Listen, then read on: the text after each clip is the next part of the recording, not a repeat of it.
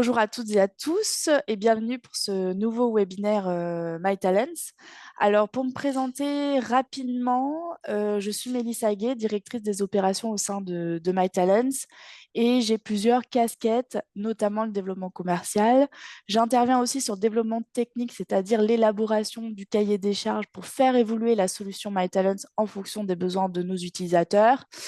J'interviens aussi sur notre module d'intégration de l'intelligence artificielle qui va arriver sur la solution avant la fin de l'année. Et je supervise aussi d'autres activités, notamment la communication, le marketing, le suivi des clients et les formations. Et je suis donc accompagnée aujourd'hui de Philippe Abou, fondateur de MyTalents, que je laisse présenter et qui va nous faire un petit sondage que je vais lancer juste après. Merci Mélissa, bien bonjour ou rebonjour à tout le monde. Ravi de vous retrouver pour ce webinaire sur le thème qu'a présenté Mélissa. Donc voilà, pour me présenter très rapidement, je suis fondateur et dirigeant donc, de MyTalents. Après avoir eu un parcours dans le domaine de l'accompagnement et du conseil en ressources humaines depuis plus de 20 ans. Et donc MyTalents effectivement est né d'un besoin interne de cabinet RH. Donc, nos équipes sont issues de ce métier-là, psychologue du travail, consultant. Et ensuite, on a développé tout un projet avec des développeurs, des designers pour contribuer à, dans un premier temps, digitaliser les métiers et dans un second, faire venir aussi l'intelligence artificielle. Ça, c'est le projet 2024-2026 dans nos métiers avec l'innovation et de l'éthique. Voilà, Mélissa, je te laisse enchaîner peut-être sur le... Ouais. Ok, j'ai lancé donc un petit sondage pour commencer ce webinaire avec 4 questions. Quels sont vos principaux enjeux en 2024? Quels enjeux parmi les choix suivants impactent le plus votre activité, notamment le reste à charge, l'évolution des compétences, l'accompagnement à distance, l'intelligence artificielle et Calliope? Utilisez-vous l'intelligence artificielle dans votre métier? Oui ou non? Quel impact pensez-vous que le reste à charge sur les formations aura sur votre activité?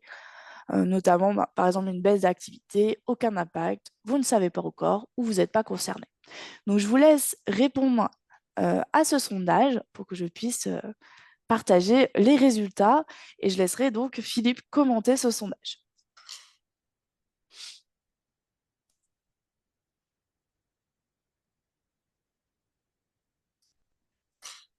Voilà, je vous laisse répondre à toutes ces petites questions de contexte.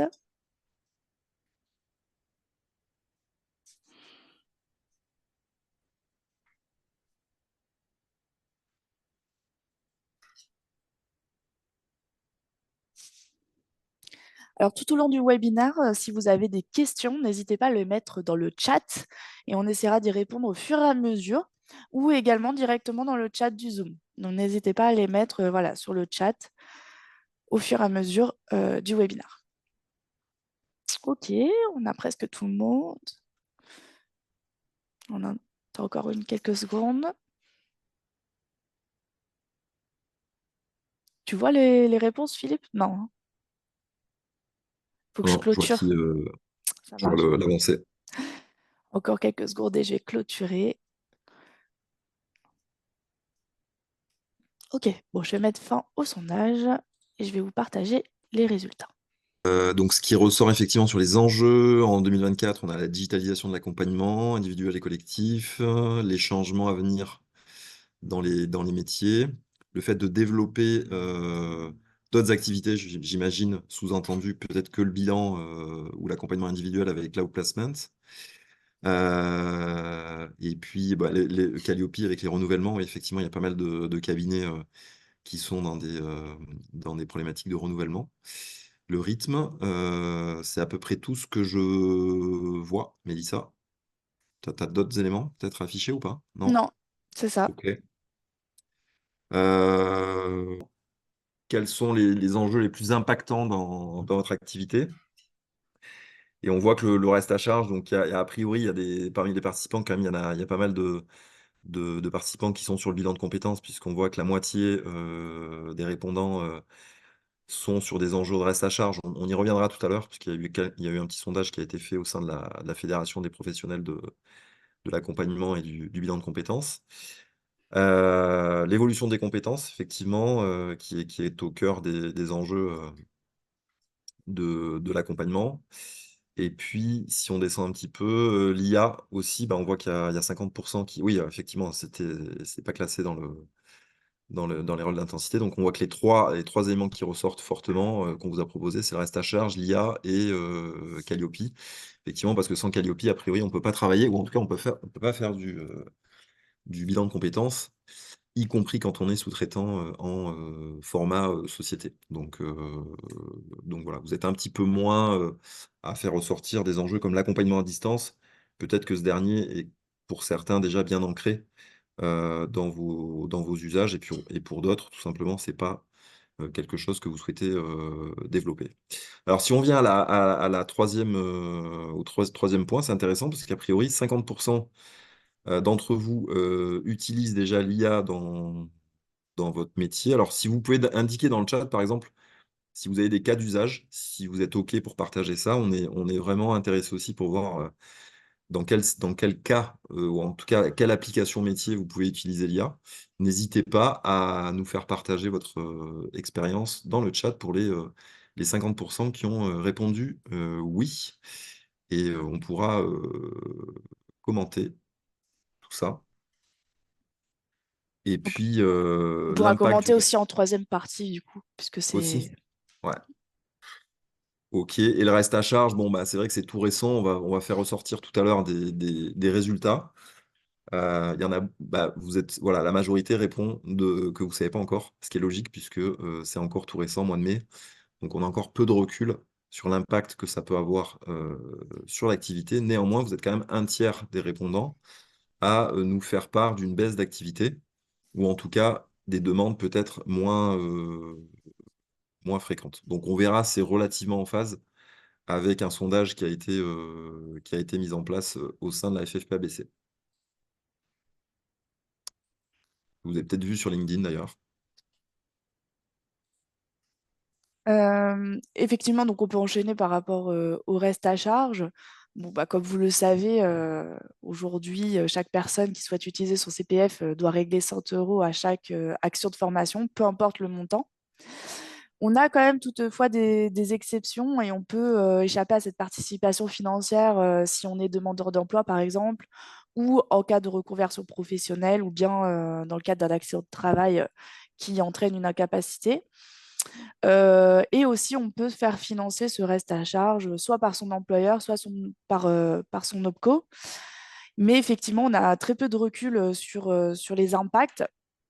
Ce qu'on peut imaginer, effectivement, c'est que ça va freiner certains salariés, surtout aux revenus modestes, de faire un bilan de compétences, par exemple. Donc, ça peut effectivement entraîner, hein, comme vous l'avez dit, une baisse d'activité, mais du manque de recul, on ne sait pas encore quels impacts ça va avoir sur les actions de formation. On peut imaginer aussi qu'en termes de motivation et d'engagement, un reste à charge, même s'il est minime, ça peut impacter la motivation des individus à suivre des formations parce que ces formations ne sont pas perçues comme directement rentables ou nécessaires. Mais on peut aussi imaginer voilà, un retour positif par rapport au reste à charge, puisque du fait de la participation financière, les bénéficiaires vont être encore plus engagés et il y aurait moins d'abandon à la fin d'un bilan de compétences, par exemple, Là, c'est des projections, effectivement. C'est des projections qu'on peut qu'on imaginer, pourrait puisque il avoir. y a une question, le bilan ne pourrait-il pas être considéré comme un projet de reconversion? Oui, tout à fait. Tu as souligné, Mélissa, que sur les projets de reconversion, je t'avoue que j'ai pas suivi tout à fait cette thématique-là sur les projets de reconversion et le reste à charge. Ouais, je ne sais pas Je- aussi sur cette partie. Si certains ont des informations, n'hésitez pas voilà, à prendre Parce la que dans parole. l'absolu, Mais dans l'absolu, peut-être que Et effectivement, il faudra voir dans la législation si ça évolue par la suite. C'est une proposition à émettre. Effectivement, je suis d'accord avec Nathalie Leclé qui intervient sur cette proposition. Euh, Effectivement, Philippe a souhaité partager un sondage qui a été Ouais. réalisé par la FFPABC. Oui, voilà, c'est un sondage qui est en ligne hein, sur LinkedIn de toute façon. Donc, 58 personnes ont participé. Et là, ça nous donne aussi quelques éléments de retour d'expérience. Quel conseiller en bilan de compétences, depuis le reste à charge du CPF, avez-vous eu des bénéficiaires qui ont annulé, refusé de s'inscrire? Oui, a priori, quelques refus. Oui, de nombreux refus. Non, pas de changement et je ne suis pas concerné. Et non, pas de changement, vous avez plus de 50% qui notent pas vraiment de changement au niveau de l'activité. Et on commence à avoir, oui, quelques refus liés au reste à charge. Voilà, ça, c'est tout frais. Voilà les éléments qui sont donnés et qui sont assez en phase avec les résultats qu'on a eus tout à l'heure. Bon, conclusion, on a encore relativement peu de recul. Après, il faut tenir des stats aussi, il faudrait comparer par rapport à l'année dernière, etc. Bon, voilà, on n'est peut-être pas tous équipés pour avoir des tableaux de bord précis à ce niveau-là et avoir une analyse pointue de l'impact sur l'activité. Mais en tout cas, je pense qu'il faudra attendre encore quelques mois. Tout à fait. Et pour éviter que ça ait trop d'impact aussi sur notre activité, on peut aussi argumenter auprès des bénéficiaires que cet investissement est bénéfique hein, et que c'est un investissement rentable pour sa carrière et pour ses projets de reconversion. Et vous pouvez aussi vous démarquer, notamment grâce au digital, en proposant des outils innovants pour vos bénéficiaires qui vont donc augmenter la qualité de vos prestations et de vos bilans et de vos accompagnements professionnels en général. D'où l'accompagnement à distance et le digital. Donc, je sais que parmi vous, certains connaissent déjà MyTalents, mais on va revenir sur les enjeux digitales et une courte présentation de la solution. Donc, le digital, c'est vraiment important pour se démarquer. Et d'après une étude de l'OPIEC de 2018 à 2022, le métier de consultant en accompagnement professionnel est cité dans le top 10 des métiers de conseil qui va subir une évolution importante via le digital. Également, on a rédigé un livre blanc en 2022 qui se nomme La place du digital dans les accompagnements professionnels que vous pouvez retrouver en téléchargement sur notre site internet si vous voulez. Donc, n'hésitez pas à aller le télécharger. Et on a interrogé 35 consultants et coachs, donc des professionnels de l'accompagnement, qui proposent des prestations de bilan de compétences et plus généralement des prestations d'accompagnement à la transition professionnelle. Et 100% d'entre eux ont répondu qu'ils utilisaient des outils de visio. Donc jusque-là, je pense que c'est unanime, tout le monde peut utiliser dans le cadre d'accompagnement à distance des outils de visioconférence pour effectuer des rendez-vous à distance, mais seulement 15% d'entre eux pensent que ces outils sont efficaces pour une digitalisation efficace. 80%, 5% des répondants ont dit qu'ils utilisaient des outils comme Google Drive, WeTransfer ou PackOffice pour partager des éléments du parcours d'accompagnement à leurs bénéficiaires, mais seulement 20% utilisent des outils comme MyTalents, donc des outils comme des solutions digitales plus innovants permettant de créer vraiment un parcours d'accompagnement. Donc le sentiment global, c'est que le digital, il est indispensable aujourd'hui, qu'on en a besoin pour centraliser aussi les accompagnements, gagner du temps. Et les attentes des bénéficiaires aussi évoluent. Parce que les bénéficiaires, ils recherchent davantage de réactivité, de proximité avec leurs consultants ou leurs coachs. Ils veulent avoir aussi la possibilité d'utiliser des outils digitaux en ligne et se sentir vraiment suivis et accompagnés, même entre les rendez-vous et durant leur projet de reconversion. Et le digital, ça permet aussi un suivi vraiment individualisé. Je vais vous montrer ça sur MyTalents. Et les bénéficiaires, ils ont vraiment envie voilà, d'accéder à leur accompagnement n'importe où, n'importe quand, sur n'importe quel appareil. Et c'est ce qu'on peut faire avec le digital, puisque ça permet vraiment l'accessibilité des données. Et ça permet aussi d'éviter l'envoi de mails, l'impression de documents, l'envoi des pièces jointes. Et c'est aussi, par exemple, un outil comme MyTalent, ça n'a pas vocation de remplacer l'humain, mais c'est un facilitateur. D'accord? Et ça permet vraiment de donner plus de proximité entre les rendez-vous, de garder un lien direct avec ses bénéficiaires et de suivre leur avancée en temps réel dans leur parcours. Et ça permet aussi plus de traçabilité et de personnalisation, ce qui facilite aussi le référentiel Calliope, qui est un des enjeux que vous avez noté dans le sondage. L'utilisation du digital et de MyTalents, plus globalement, c'est une nouvelle manière d'accompagner et d'engager vos bénéficiaires autrement, grâce à des parcours d'accompagnement qui sont attractifs et innovants. Et aussi, l'utilisation du digital, ça vous permet aussi de dégager du temps pour vous concentrer sur l'essentiel. Donc, c'est l'accompagnement, c'est votre cœur de métier, et de proposer aussi des outils dans l'air du temps, puisque aujourd'hui, les bénéficiaires sont de plus en plus habitués à utiliser le digital au quotidien. Donc, on va vous présenter rapidement MyTalent et ensuite, en troisième partie, on se concentrera plus sur l'intelligence artificielle, comment ça va révolutionner aussi notre pratique et comment MyTalent prévoit d'intégrer l'IA sur sa solution.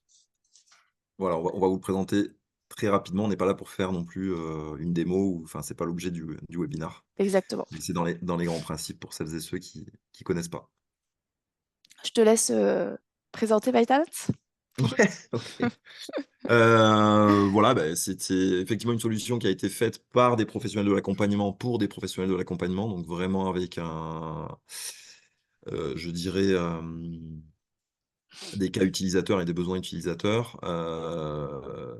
On a beaucoup insisté sur sur la notion de parcours et le fait de pouvoir vraiment granulariser et d'être 100% auteur aussi, de créer ses propres parcours d'accompagnement qui nous ressemblent. Mais on a aussi voulu proposer du contenu et des modèles clés en main parce que on sait que c'est difficile de prendre du temps pour trouver pour créer du contenu. C'est un métier dans le domaine de la formation qui est un métier proche, voisin. Il y a un métier qui s'appelle concepteur de parcours pédagogique ou ingénieur en pédagogie digitale. Eh bien, on le sait que dans nos métiers, c'est pas évident de trouver du temps pour créer des parcours. Donc, nous, on propose déjà des parcours. On a plus de 20 parcours dans le domaine du bilan de compétences, de l'accompagnement, du développement personnel, des modules d'auto-formation qui sont créés par des psychologues du travail, des coachs et des consultants. Donc effectivement, ça donne, si on regarde sur le slide à droite, des outils qui sont centralisés sur une même solution, avec aussi des outils de création de CV, de suivi de candidature pour la partie outplacement et recherche d'emploi, des offres d'emploi, et puis une intégration avec là, sur la deuxième version, on est en train de passer là-dessus. Non, non, on va pas présenter que MyTalents, effectivement, au niveau du webinar. Il y a une petite question. Donc voilà, donc on passe là-dessus. Non, on Et vous présente rapidement on présente MyTalent quand pour même, vous voilà. compreniez le contexte et pour qu'on puisse ensuite enchaîner sur l'intelligence artificielle. Juste rapidement, du coup, sur MyTalents. Donc, MyTalents, comme l'a expliqué Philippe, effectivement, c'est une plateforme digitale qui permet d'accompagner vos bénéficiaires et qui peut être utilisée sur tout type de prestations, que ce soit le bilan de compétences, la VAE, load passment ou tout type de prestations d'accompagnement, puisque c'est issu d'un besoin en interne au sein d'un cabinet RH, d'ailleurs, qui avait besoin de digitaliser ses prestations d'accompagnement. Et on travaille aussi au quotidien avec des consultants et des psychologues du travail qui nous permet finalement de vous mettre à disposition sur MyTalent du contenu clé en main qu'on vous propose dans un espace consultant. Donc finalement, on a trois espaces sur MyTalent. On va avoir l'espace administrateur qui est plus un outil de pilotage où on va pouvoir superviser son cabinet, accéder à des statistiques, avoir une vue d'ensemble de tous les bénéficiaires de son cabinet, exporter les données. Ensuite, on va pouvoir avoir accès à un espace consultant. C'est dans cet espace-là où on va pouvoir créer et suivre ses bénéficiaires dans le parcours en temps réel. On va aussi pouvoir créer des parcours d'accompagnement, les partager avec ses collègues et accéder aussi à du contenu créé par des experts RH avec qui on travaille. Et tous ces parcours d'accompagnement, ils peuvent être personnalisés et adaptés en fonction des besoins du bénéficiaire. Voilà comment ça se présente MyTalents. On repose un petit peu le contexte pour ensuite vous expliquer, aller plus loin par rapport à l'IA. Voilà. Et celles et ceux qui veulent voilà, une démo, parce qu'on va pas faire une démo ici, Exactement. Ceux qui vous souhaitent avez en les, savoir plus, voilà, n'hésitez vous avez les pas coordonnées de Mélissa. à prendre rendez-vous avec moi pour une présentation plus détaillée de MyTalents. Mais pour vous présenter globalement, donc on peut créer et suivre ses bénéficiaires dans le parcours d'accompagnement, dans l'onglet Talents. On peut aussi l'utiliser dans le cadre d'autres placements, parce que j'ai vu que parmi vous, certains font de l'autre placement avec l'onglet client mission. On va pouvoir gérer ses clients entreprises, ses missions et avoir des exports et du reporting. Donc ça peut faire aussi l'objet de développement d'activités. Dans la partie modèle, c'est là où on va retrouver ces parcours d'accompagnement, qu'on va pouvoir créer des parcours, les partager avec ses collègues et accéder à des parcours d'accompagnement modèles sur la solution qui sont créés par des psychologues du travail. Et enfin, la partie agenda, où on va pouvoir ajouter ses rendez-vous, retrouver l'ensemble de ses rendez-vous et utiliser aussi la visioconférence sur la solution. Et on va aussi avoir l'espace bénéficiaire. Hop.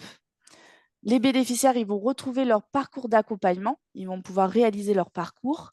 Ils vont aussi retrouver l'ensemble de leurs rendez-vous et accéder à des outils de création de CV et suivi de candidature. Donc, ils vont pouvoir créer leur CV, accéder à des offres d'emploi et créer leur tableau de suivi de candidature. Hop, je vais représenter ma présentation.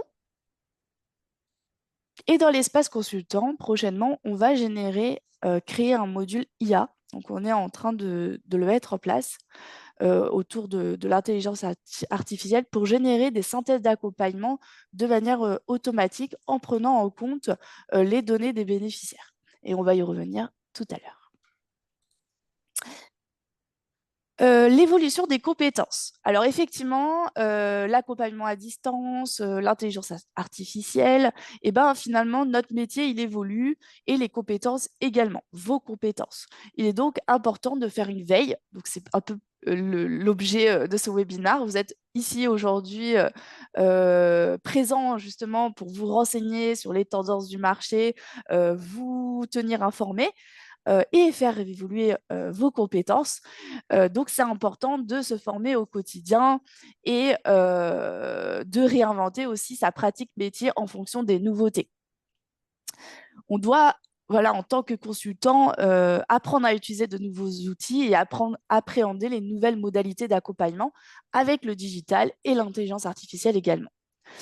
Chez MyTalent, juste pour vous informer, on vous accompagne vraiment à acquérir ces nouvelles compétences via une formation qui peut être prise en charge par votre PCO également. Et l'objectif, c'est vraiment d'apprendre à revoir vos pratiques métiers pour bien mener vos accompagnements avec le digital.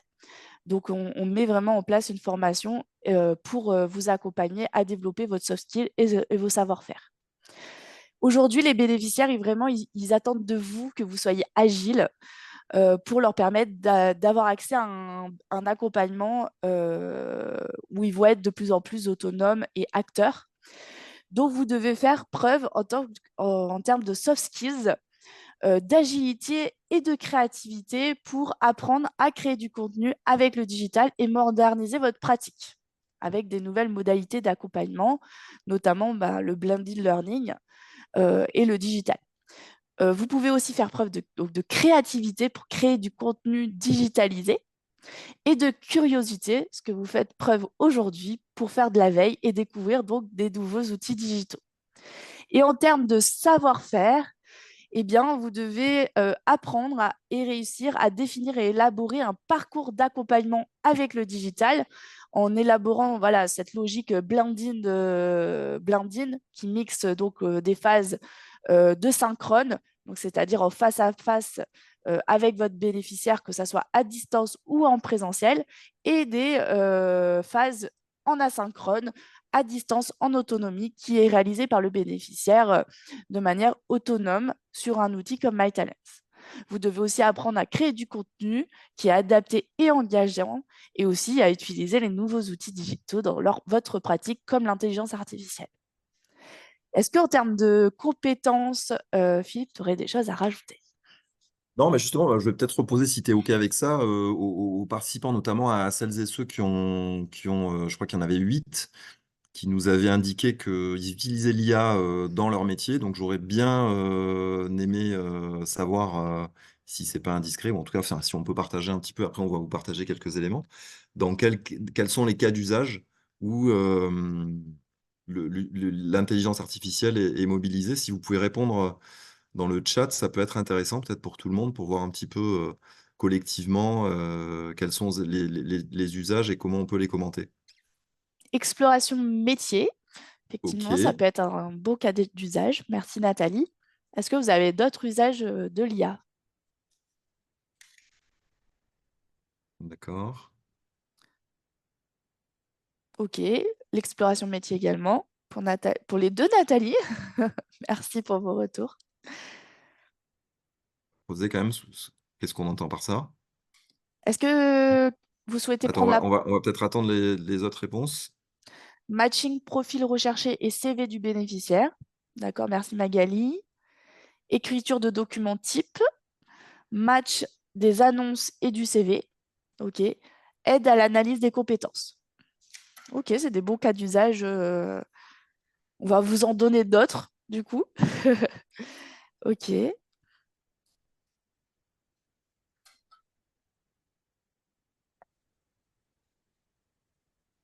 D'accord. Et au niveau des... Peut-être, alors peut-être Nathalie et Nathalie. Au niveau de l'exploration métier, vous avez des outils, vous pouvez utiliser votre micro, hein. Vous avez des outils Je en sais pas si vous particulier? m'entendez. Ouais. Oui, on vous Je sais entend. pas si je sais pas si on me voit, si vous avez besoin de voir ma tête, mais où est-ce que je suis là? Essentiellement de ChatGPT. Le but c'est de trouver la bonne formulation. Sur les Donc tout compétences?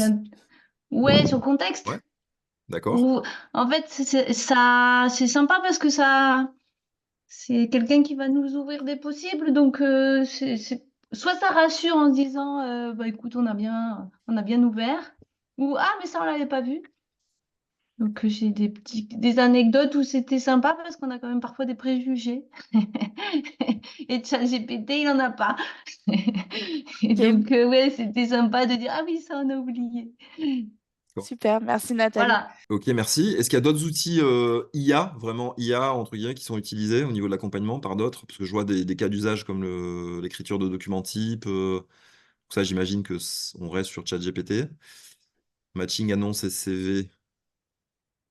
Et puis aide à l'analyse des compétences aussi pour Beaucoup Sabine. de matching, d'analyse de compétences, Ouais. métiers, donc c'est hyper intéressant. Oui, parce que ça, c'est aussi dans nos Ouais. projets à venir. Donc, Philippe, peut-être Et tu... Ouais. ouais, et donc, alors nous, on vous a listé, alors c'est une liste non exhaustive, hein, évidemment, mais on a identifié des domaines d'application pour les accompagnements professionnels.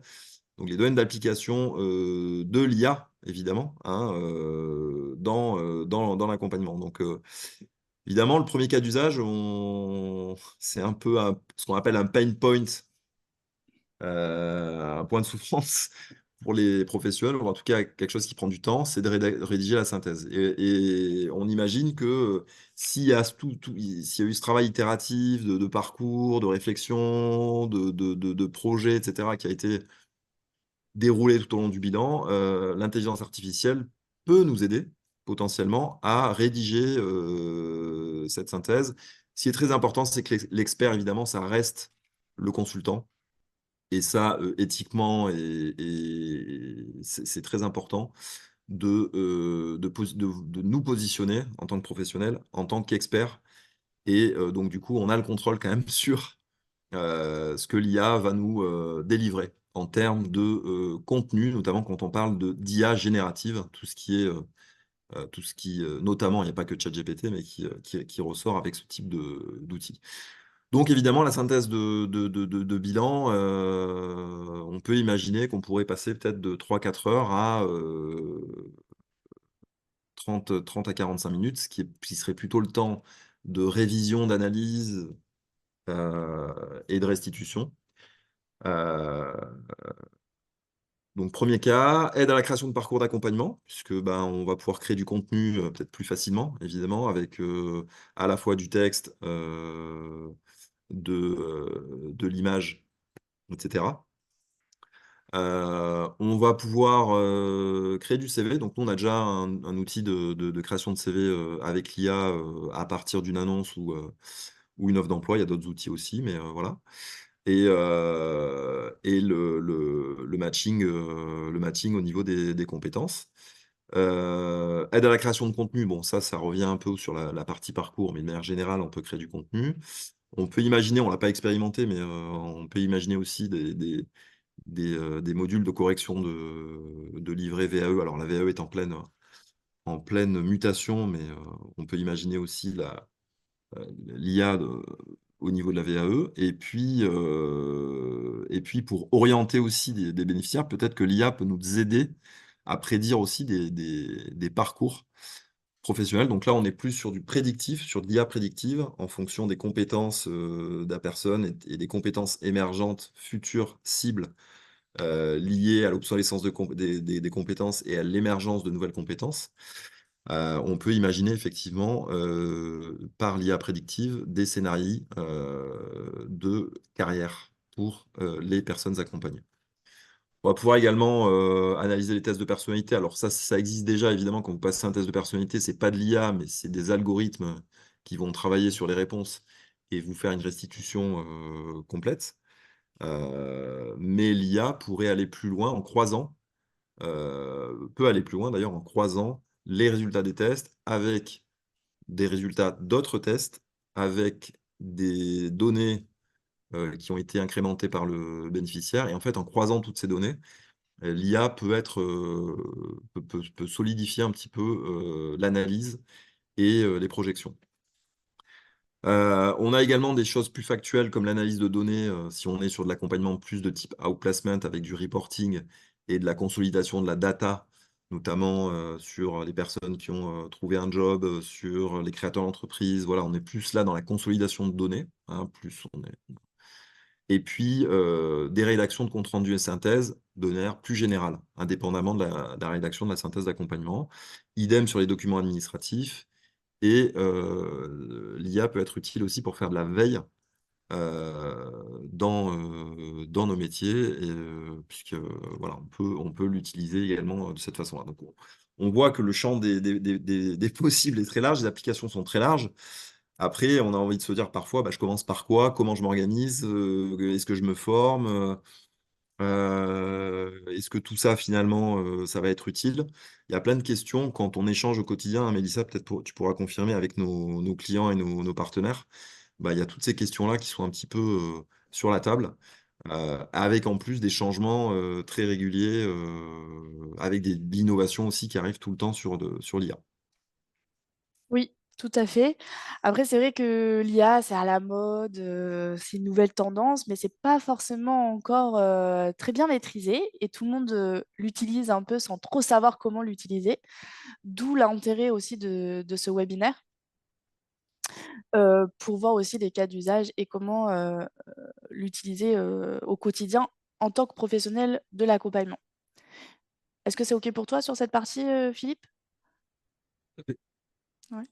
Donc effectivement, on avait une question sur les outils. Effectivement, il y a des différences quand on utilise des outils gratuits avec des outils payants sur les outils d'intelligence artificielle. C'est vrai que les outils payants vont être quand même un peu plus puissants. Prenons l'exemple d'une IA que tout le monde, je pense, utilise, ChatGPT. On va avoir la version gratuite, donc c'est la version 3.5 et la version payante pour accéder à la version 4. Et effectivement, il y a une vraie différence. Après, vous avez d'autres IA, notamment Gemini sur Google, qui a été fait par Il y en a plein. Google. Ouais, après, vous avez Perplexity, vous en avez vraiment, vous avez de nombreux outils que vous pouvez utiliser, mais vous avez aussi des IA spécialisées, et ça, on n'en parle pas beaucoup, des IA qui sont spécialisées dans une seule tâche et donc beaucoup plus efficaces. Donc, par exemple, sur les images, on va avoir Leonardo AI qui permettent de générer des images efficacement. Pareil pour les vidéos, on va avoir Edgen. Pour la création de sites internet, on va avoir Relum AI. Pour créer des présentations en un clic, on va avoir Gamma et Prezi. Donc finalement, vous avez beaucoup d'outils d'IA spécialisés. Je vous ai mis un petit tableau là avec plein d'IA spécialisés sur différentes thématiques. Et vous avez aussi les IA, les intelligences artificielles, mais métiers. Donc c'est l'utilisation de l'intelligence artificielle dans des outils métiers. Donc, par exemple, je ne sais pas si certains d'entre vous utilisent Canva, mais ils ont sorti leur module d'intelligence artificielle pour créer des présentations et des infographies rapidement. On va avoir un module IA, pareil, par exemple, sur des outils comme Notion. Et sur MyTalents, on a aussi le projet et on est en train de mettre en place ce projet d'intégration de l'IA pour générer en un clic des synthèses d'accompagnement et aussi des synthèses de reporting. On va y revenir dessus. L'intérêt d'utiliser des IA métiers, c'est que c'est beaucoup plus sécurisé et RGPD. Alors, parce que pensez notamment à la sécurité des données sur ChatGPT. J'espère que vous anonymisez tout ce que vous mettez à l'intérieur. Donc, il faut quand même faire attention à tout ce qui est RGPD et sécurité des données. C'est l'intérêt aussi des IA métiers. Ce que je vous propose, c'est aussi de vous donner les bonnes pratiques pour l'utilisation de l'intelligence artificielle, notamment avec ChatGPT. Philippe a bien mentionné que l'IA, il doit être il doit pas être, enfin, il doit être notre assistant et non l'inverse. D'accord? Donc ça, il faut faire super attention. Hop. Même si on le positionne, c'est ça qui est un peu paradoxal, on doit le flatter, on doit dire, si on part ChatGPT, on doit lui dire que c'est un expert, mais en fait, c'est nous l'expert. Voilà.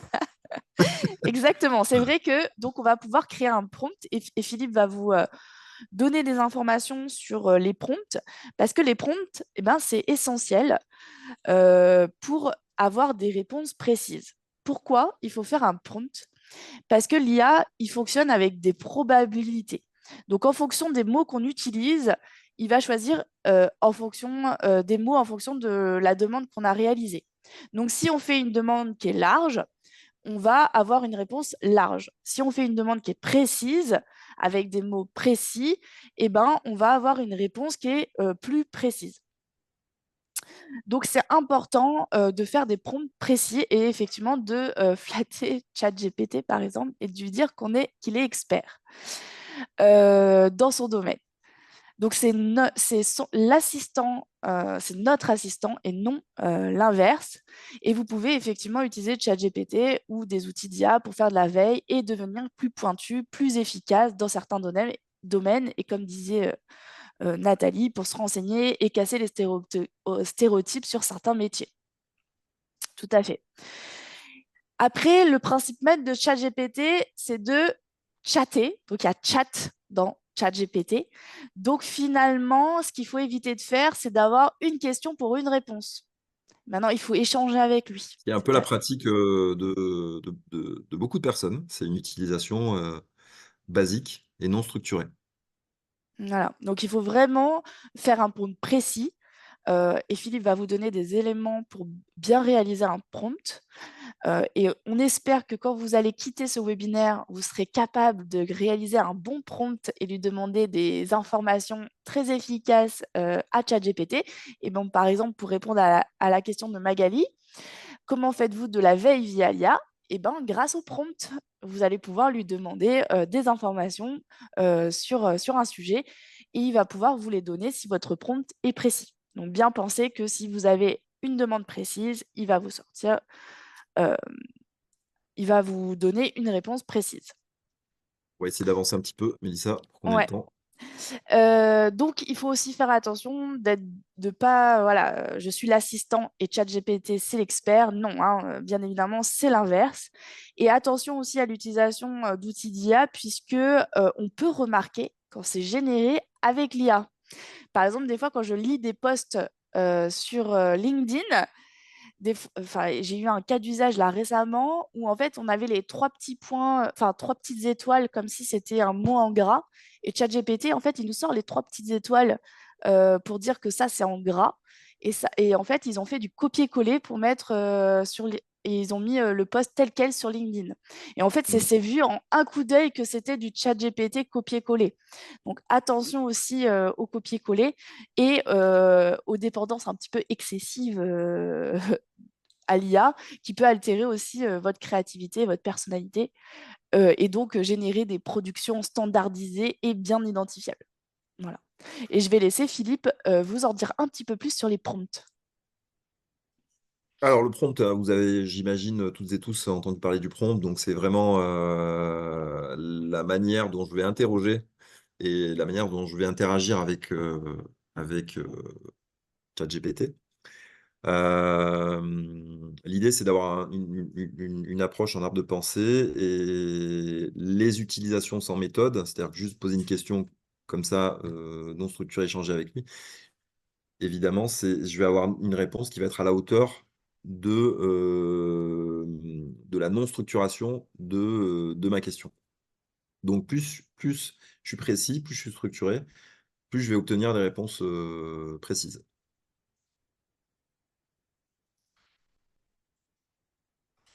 Tu peux, voilà. Donc déjà, la chaîne de pensée en 5 étapes, c'est déjà lui donner un rôle. D'accord? Donc quand vous commencez à l'interroger, il faut vraiment lui définir, parce que lui, il ne le sait pas évidemment, il faut lui définir un rôle. Donc il peut être expert dans le domaine de l'accompagnement professionnel, de la reconversion, du bilan de compétences, voilà. Hein, ça peut être son rôle. Euh, donc, si je le positionne en tant qu'expert, ça veut dire que moi-même, quand même, il faut que je maîtrise les compétences. Ça veut dire que si, évidemment, j'arrive sur un domaine où je ne suis pas très bon, je ne sais pas, je prends un exemple, le référencement, le référencement marketing, et que je m'appuie sur lui. Alors, certes, il va pouvoir me donner des pistes, mais étant donné que je ne suis pas spécialiste, il y a un risque, c'est qu'il me propose des conseils qui ne soient peut-être pas tout à fait en phase avec ce qu'il faudrait faire. Et donc, c'est là le risque de l'utilisation abusive de ces outils. C'est par des débutants qui se pensent experts grâce à l'IA. Vous voyez? Et là, on arrive dans des choses qui sont compliquées et qui peuvent toucher un public très large de vos enfants en passant par voilà, les ados et de manière générale des candidats aussi dans le monde du recrutement, etc. Donc ensuite, deuxième étape, on va lui présenter ce qu'on attend de lui en termes de tâches. Donc on va lui présenter bah, la mission qui est la sienne avec le contexte. Le contexte, c'est est-ce qu'on est dans un contexte professionnel, les enjeux, les objectifs, le type de personne. Euh, L'alternative, c'est de poser des questions pour clarifier le contexte. Il va pouvoir nous donner, en lui posant des questions, il va pouvoir nous donner ce qu'il attend. Mais en tout cas, voilà, si je connais bien mon contexte, c'est intéressant de le présenter. Également, je lui demandais les étapes. Quelles sont les étapes, le processus à suivre. Donc, je vais lui demander, par exemple, tu vas devoir, dans un premier temps, analyser tel document, si je lui branche un document. Dans un second temps, euh, étudier la partie 2 et 3. Dans un troisième temps, prendre en considération les éléments que je t'ai indiqués. Voilà. Et en fait, c'est tout ce processus-là qui vont lui permettre effectivement d'avoir une analyse plus structurée. Également, ce qui est important, c'est pour ça que vous voyez quand vous avez des définitions ou des questions qui sont imprécises, eh ben, vous avez des réponses qui sont imprécises. Par exemple, donc le niveau 4, quatrième étape, on va lui demander le format et la taille du contenu. Évidemment, si je veux des graphiques et des chiffres, je vais pas lui demander, je vais lui demander d'avoir des graphiques avec des chiffres. Si je veux du texte, je vais lui demander du texte. Si je veux du texte avec maximum 1000 caractères, il faut que je lui indique que je veux du texte avec maximum 1000 caractères. Si je veux un niveau de détail juridique ou RH très poussé, eh ben, il faut que je lui demande le ton également. Je peux lui demander également, est-ce qu'il doit vous voyer, tutoyer? Est-ce qu'il doit utiliser un niveau très élevé et complexe? Est-ce que je vais lui demander un niveau accessible à mon interlocuteur, etc. Et donc, du coup, des techniques de rédaction. Est-ce qu'on est dans le compte-rendu, un compte-rendu professionnel RH? Est-ce qu'on est dans dans du marketing, etc. Voilà. Donc, vraiment, les caractéristiques, le fond et la forme qui sont attendus. Et puis, on peut lui donner aussi en complément, cinquième étape, quel est mon public cible, la personne qui va recevoir cette information, la langue et le ton, les valeurs qui me sont propres, que je veux faire peut-être transpirer dans la restitution, et les éléments à éviter. Donc ça peut être aussi intéressant d'indiquer ce que je ne veux pas voir apparaître dans le résultat. Donc vous voyez que plus finalement votre besoin est identifié et clair et précis, plus vous allez avoir des chances d'avoir quelque chose qui va être vraiment de qualité. Et sur GPT, donc je pense que sur ChatGPT, si vous avez la version payante, vous pouvez accéder à des GPTs qui vont vous aider à faire un bon prompt pour avoir une demande bien précise, par exemple. Et donc, pour répondre à la question de Magali, comment faites-vous de la veille via l'IA? En suivant donc ces différentes étapes, vous dites par exemple à ChatGPT qu'il est expert pour faire de la veille. Vous lui mentionnez sur quel sujet il souhaite faire de la veille. Et vous allez ensuite suivre les différentes étapes du prompt en expliquant ce que vous voulez avoir comme information et comment vous voulez les avoir. Et il va vous répondre, tout simplement, Magali. Alors, pour Ouais, répondre, l'avantage, c'est que vous pouvez créer des. Je ne sais pas si dans le slide suivant, mais en tout cas, vous pouvez créer. Ah oui, non, d'accord. Vous pouvez créer des GPTs, ce qu'on appelle, c'est-à-dire en fait, par exemple, vous créez un GPTs veille, mais ça, c'est dans la version pro, on va dire. Vous pouvez créer. Donc, c'est-à-dire que ce n'est pas un prompt que vous faites, c'est que vous avez carrément un GPT dont le rôle est de c'est faire de la ça. veille. Vous pouvez créer un GPT dans le rôle et de faire des fiches de poste. Vous voyez, donc en fait, vous l'avez prompté et en fait, vous l'utilisez à chaque fois parce que vous l'avez réglé comme un GPT spécialisé pour vous.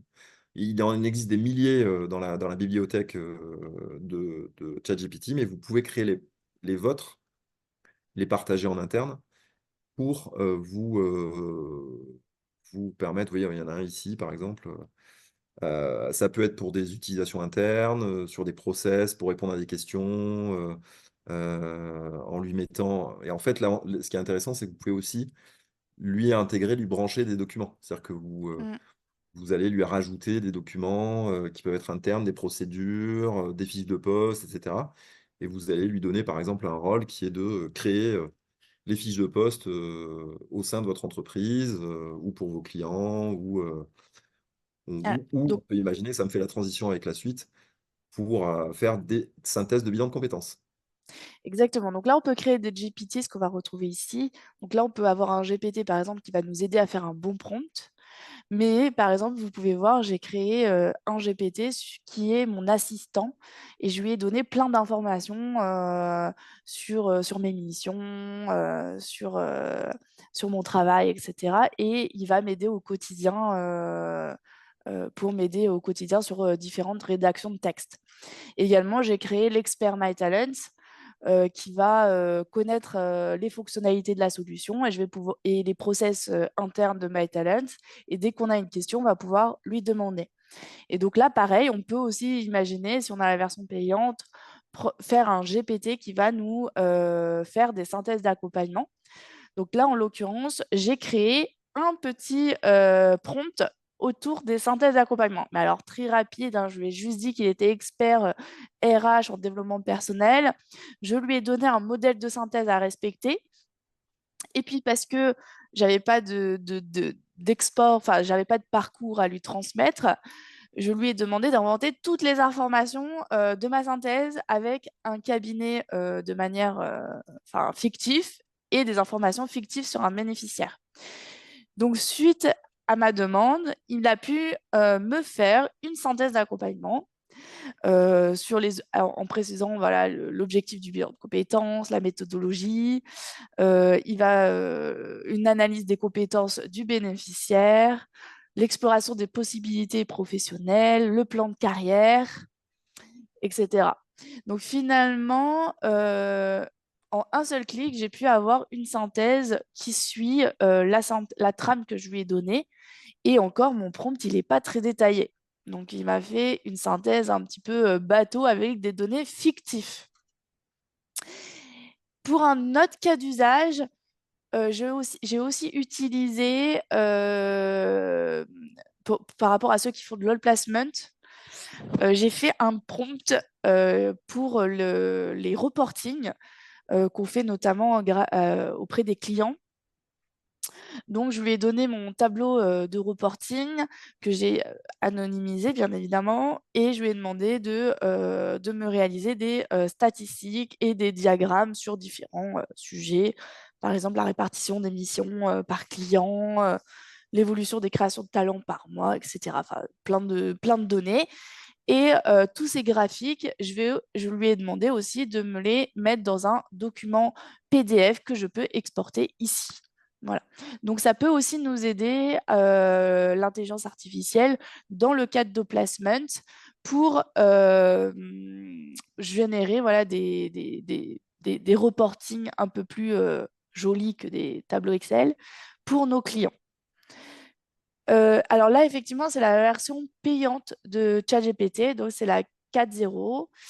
On a aussi la 4 et la version 3.5, c'est la version gratuite, il me semble. Pour répondre aux différentes questions, notamment celle de Nathalie, faites-vous des formations pour développer ses compétences de prompt? Alors nous, on ne fait pas de formation, mais on va former nos clients MyTalents à utiliser l'intelligence artificielle sur la solution MyTalents. Vous en servez-vous pour les données socio-économiques? Oui, On peut s'en servir, on peut ouais. s'en Bah, de toute façon, servir. oui. Sur de la veille socio-économique, effectivement, hein. Voilà, effectivement, on peut s'en servir un peu sur tout. Il faut juste faire attention à anonymiser les données parce Il nous reste 5 que, minutes, Mélissa. oui, bah c'est bon, c'est 5 minutes pour finir, t'inquiète Voilà. pas. Donc effectivement, Précis. attention à bien anonymiser les données sur des plateformes comme ChatGPT qui sont pas très conformes à tout ce qui est RGPD européenne. Donc l'avantage d'utiliser une IA, une intelligence artificielle directement intégrée par exemple sur MyTalents, c'est que les données ils sont sécurisées et conformes à la RGPD. Donc nous, aujourd'hui, sur MyTalents, on est en train de créer un module d'intelligence artificielle qui sera disponible d'ici la fin de l'année, notamment pour générer une synthèse à la fin d'un accompagnement, par exemple sur le bilan de compétences. Est-ce que en quelques secondes, tu veux expliquer le cas d'usage, Philippe? Oui. L'idée, c'est que l'enjeu est le suivant, c'est qu'on s'est dit comment utiliser l'IA tout en respectant l'ADN de notre métier, tout en se disant, bah voilà, je ne vais pas être remplacé par un robot, je reste un expert, mais en même temps, je veux faire évoluer mes compétences et utiliser l'IA. Donc en fait, le cas d'usage, il est à droite. Donc je vais pouvoir rentrer mon ADN consultant, c'est-à-dire voilà, comment je travaille, qui je suis, qu'est-ce que j'utilise comme outil. Euh, Évidemment, l'idée, c'est d'utiliser aussi ce que je produis, c'est-à-dire si j'ai du parcours digital, bah, j'utilise, oui, sur MyTalents, je vais utiliser tous les parcours qui ont été remplis par mes bénéficiaires et aussi des synthèses que j'ai pu remplir, des synthèses intermédiaires. Je vais pouvoir utiliser les tests de personnalité que je vais intégrer, soit, bon, nous on a des partenaires sur les tests, mais ça peut être des tests aussi que je mets je mets en PDF et qui sont anonymisés automatiquement. Voilà, et donc ce qu'on appelle les custom instructions, c'est vraiment mon paramétrage. Voilà. Ensuite, je vais sélectionner les données que je veux prendre en compte. Donc ça, c'est ce que je viens de vous dire. Donc est-ce que je prends en compte les compétences du bénéficiaire, ses parcours, ses tests de perso, ses valeurs, etc. Donc quelles données j'utilise pour réaliser, rédiger ma synthèse, et je vais la générer en temps réel au fur et à mesure de l'accompagnement. Je ne suis pas obligé de le faire à la fin, je peux déjà faire ressortir des éléments parce que ça peut me donner aussi des idées, des pistes pour itérer. Et je vais pouvoir effectivement la générer. La générer, ça ne veut pas dire de manière brute et qu'elle soit accessible à votre bénéficiaire. Et ça, en termes d'éthique, c'est ce sur quoi on veut vraiment nous insister, de travailler, c'est-à-dire la personnalisation, le respect des compétences du consultant, et en même temps le fait de ne pas mettre à disposition comme ça des éléments aux bénéficiaires. C'est-à-dire que ça restera évidemment en possession du consultant, et uniquement lorsqu'il l'a décidé, une fois que la synthèse est révisée, de pouvoir la partager et de la mettre à disposition comme le consultant, la consultante le fait habituellement dans le cadre d'un bilan de compétences. Bon, on peut l'envisager sur du bilan de compétences, sur ce qu'on appelle la synthèse de bilan, mais aussi de manière plus générale sur tout type d'accompagnement, où on pourra, je dirais, avoir d'autres formats, comme du bilan d'orientation, de l'accompagnement à l'emploi, l'accompagnement à la création d'entreprise. Voilà, on pourra l'utiliser sur différents types d'accompagnement, c'est l'idée, de manière à ne pas se cantonner uniquement au bilan de compétences.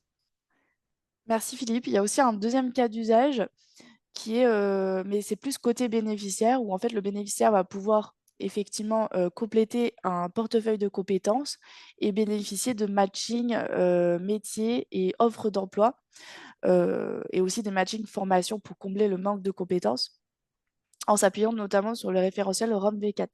Voilà. Et donc là, on va aussi s'appuyer sur une IA pour ce côté bénéficiaire. Donc ça, c'est leur deuxième cas d'usage, parce que c'est pour répondre à certaines questions qui ont été posées plus haut.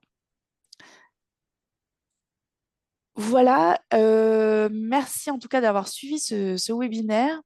Pour en savoir plus et pour aller plus loin, et si vous voulez voilà, discuter et échanger sur l'intelligence artificielle, les compétences de demain, la transition professionnelle et écologique, on organise en partenariat avec la FFP-ABC et le Crédit Agricole la première université des premiers professionnels de l'accompagnement et du bilan de compétences, pardon, qui aura lieu le 3 et 4 octobre sur Sophia Antipolis. Je ne sais pas si tu veux conclure, Philippe, en expliquant Oui.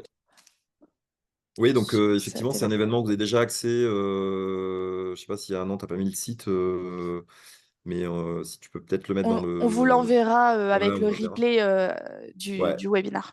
Donc en fait, c'est le premier événement national vraiment dédié au métier de l'accompagnement et du bilan. On l'a pensé autour de des trois transitions, techno ou numérique, professionnelle et écologique. Donc avec effectivement plein d'intervenants, des surprises, une soirée également le jeudi. On attend à peu près entre 70 minimum et 100 personnes, vraiment uniquement des professionnels. Donc l'idée, c'est aussi de se retrouver aussi entre nous.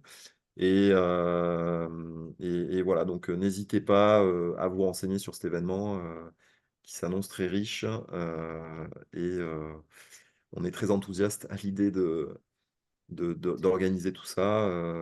Et cela nous permettra d'aller plus loin voilà, lors de cet événement via des ateliers thématiques sur justement l'intelligence artificielle, mais aussi sur les enjeux métiers, puisqu'on va avoir différents ateliers autour du métier en tant que professionnel de l'accompagnement, mais aussi des ateliers sur l'intelligence artificielle, le digital et enfin sur la transition écologique. Je Des vous en... partenaires également. On a des partenaires également qui sont Central Test, Pearson Talents et la Fondation fondation JAE, JAE. Voilà, à voilà, qui seront présents exactement à travers un l'événement. village exposant. On vous enverra toutes les informations sur cet événement à la suite du webinaire si ça vous intéresse. Et on est encore disponible quelques secondes, enfin quelques minutes, pardon, si vous avez des questions pour clôturer ce webinaire d'aujourd'hui. N'hésitez pas voilà, à prendre la parole, on peut répondre à vos questions si vous en avez.